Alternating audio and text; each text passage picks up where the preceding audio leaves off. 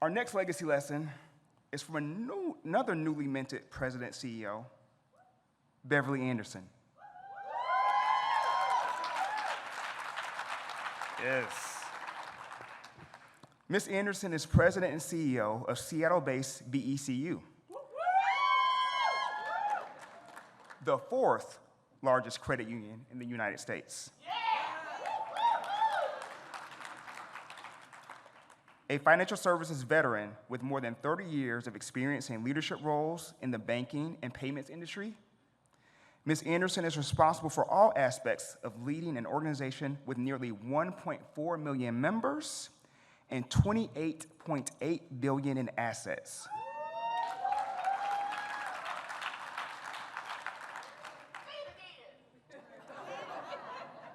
One more time. Ms. Anderson is responsible for all aspects of leading an organization with nearly 1.4 million members and $28.8 billion in assets. Hey. She joined BECU in December 2022. Well, happy holidays. Ms. Anderson previously held executive roles at Equifax, Wells Fargo, and American Express. She holds an MBA from Harvard Business School and graduated summa cum laude with a BS in business from, you all know, the Florida Agricultural and Mechanical University.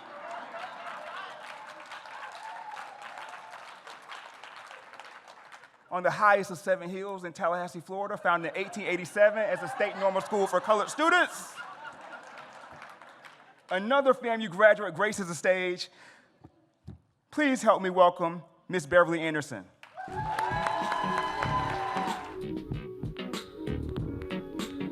All right. So I got a couple of things to say to y'all. First of all, who put me behind spark plug and a preacher? And before lunch. Okay, that's all I got to say. The rest is all downhill from here. But first of all, I am so excited to be here. This conference was exactly what the doctor ordered. Being here with all of you, seeing all of these incredible faces, hearing all of these messages of love and support and courage. So thank you and congratulations on 25 years of service to our communities and to our members and to leaders like me. So thank you. And Renee, Miss Renee, I'm just in a long line of people who just want to thank you and praise you for your vision, for your power, for all that you are doing for this organization. So thank you for your leadership. It's unbelievable. You know, it's an important time for this organization and your legacy of serving the needs of our community, given all that's going on around us and the incredible environment that we find ourselves in. The fact that you've been focused for so long on financial inclusion, closing the racial wealth gap, supporting diverse leaders like me, I am proud to represent BECU and our support of this organization. And I'm excited today to talk about legacy. I'm going to say some things that might be a little bit different from maybe what we've heard, but I think we've all have welcomed new perspectives and different perspectives. I think we all at some point in life start to think about legacy. It becomes an important part of how we make decisions, what paths we choose. And we know that it's important to figure out how we have impact. For me, I know my legacy is about service. I know my legacy is about impacting lives, and that's why I'm excited about being at BECU. But I will say that my legacy is still a work in progress. I'm not so sure that I'm done building. I'm still building. And as we walk through this next 11 minutes and 40 seconds, I'll invite you, I'll enroll you in a legacy that I think we ought to do together. So first, let me start at the beginning. I want to talk a little bit about childhood and family because I think we've all heard those stories and messages, they're such an important part of where legacies begin. And then I'll spend a minute on education and career lessons, and then about the future, because I think the legacy is, yes, about yesterday. It gives us an ability to look behind, but it also pushes us forward, continuing to develop a journey on how we make sure we leave legacies for those coming behind us. So yesterday in the panel, someone said something about disarming. How do you disarm people so they can listen and hear you and see you? This is a slide that I use to disarm people. This is my family. Around 1968 in Paducah, Kentucky, where I was born. And I'm the baby, so I'm the knock-kneed one on the end. And to this day, even though I'm a grown woman, I am still the baby to the family. But these beautiful parents, those are my parents, those are my mom and dad, who left us way too soon. But Kinkle and Nettie Anderson are the reasons that I'm here today. They taught us about love. They taught us to love one another. They told us we could do and be anything we wanted to be. And that verse we heard at the dinner the other night, all things work together, that was like good morning in my household. We heard that every day. My father was the business manager at a vocational school. It was actually a school founded for Black folks. And he was the business manager. He was like the dean. Students, faculty, staff, they loved him. And he loved that school. And my mom was a nurse at a hospital. And honestly, I thought she ran the hospital because she worked all of the time. So many times on the weekend, I would trail behind my dad as he went to the vocational school to check on the students who stayed overnight. They had dorms.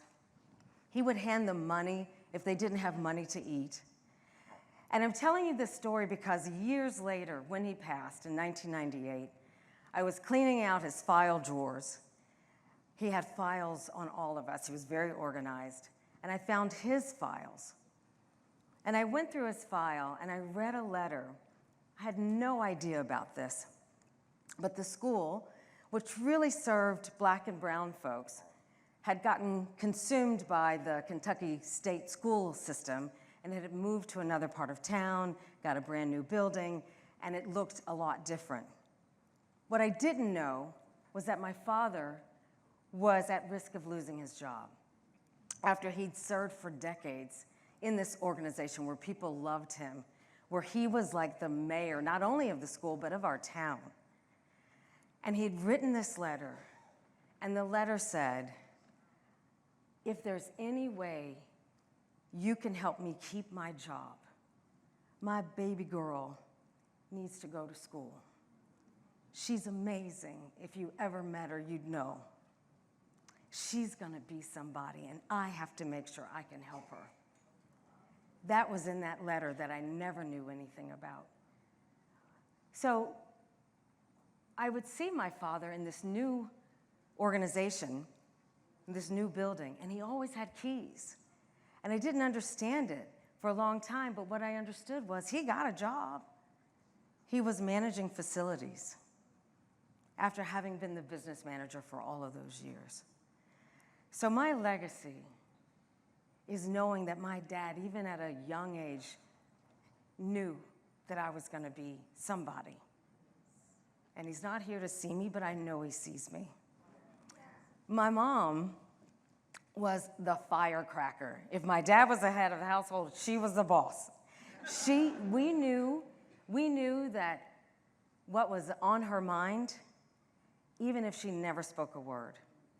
And I'll remember there was a time in life where my brother had some issues, and I was so angry, so unforgiving. I couldn't understand how anybody couldn't just keep their life in order. Isn't that an easy thing to do? One day she called me and she just said, you know what? You have to learn to forgive people. Because if you can't forgive people, you'll never be able to forgive yourself. And none of us is perfect. And that's where my grace, that's where my acceptance of others has come. So my family is the legacy that I live by every single day. There are other things. Sheldon mentioned FAMU. What a godsend that program was for me. I was all set to go to University of Kentucky. You know, that's where all the counselors sent people, University of Kentucky. And one day, I had my classes. I was all enrolled. I was ready to go. I got a letter from FAMU, and it said, "Dear Superstar."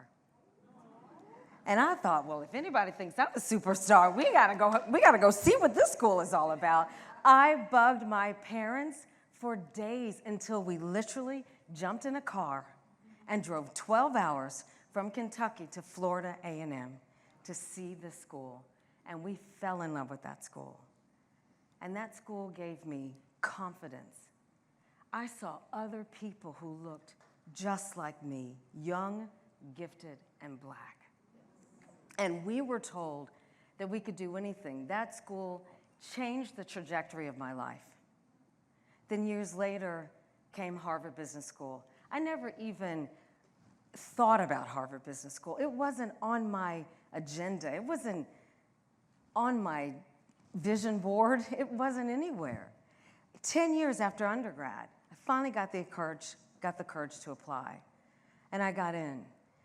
And yeah, I could talk hours about that program, but what it did was help me learn, reach, strive at just a level that I had never experienced before. It opened up a world of possibilities.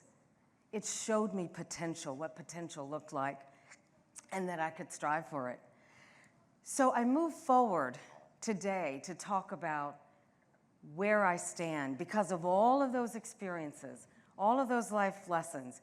I've had a long and exciting and interesting career. It hasn't all been great, and we know that. We know how hard it is to survive in corporate America.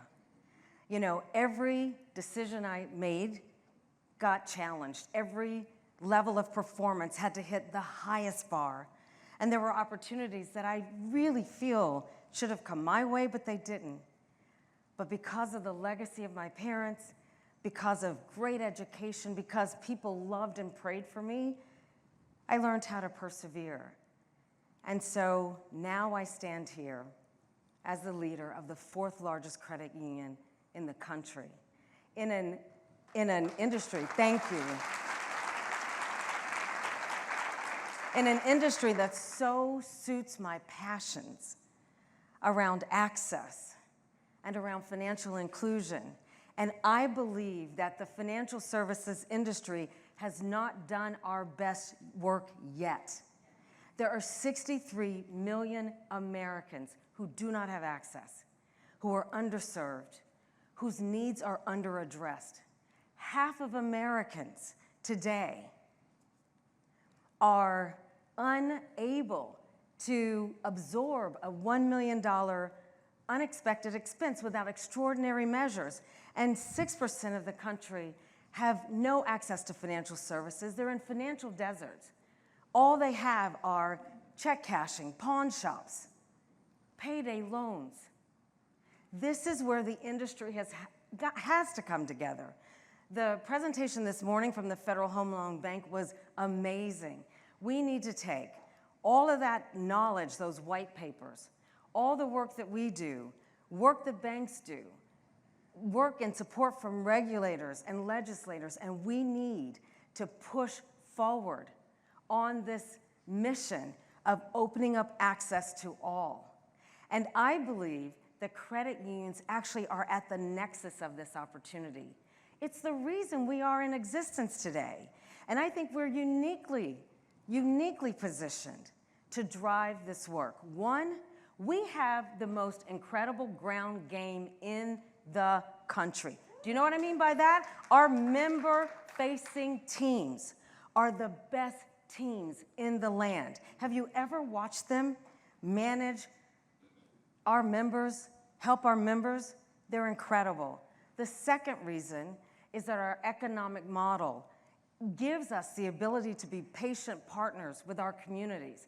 That means we can invest for long-term success. Remember, we talked about dividends over the last couple of days. And the third is we have heart. We're in this room because we care. We actually care about the people we serve. We have an opportunity to lead the way. I'm asking you to enroll, or allow me to enroll, in the mission that you've been on, for us to figure out how to scale this work and to figure out how to truly deliver financial inclusion for all. And if we do that, that's real legacy. So thank you for welcoming me. I'm excited to be on this journey with you, and I look forward to many, many years of service to the AACUC. Thank you.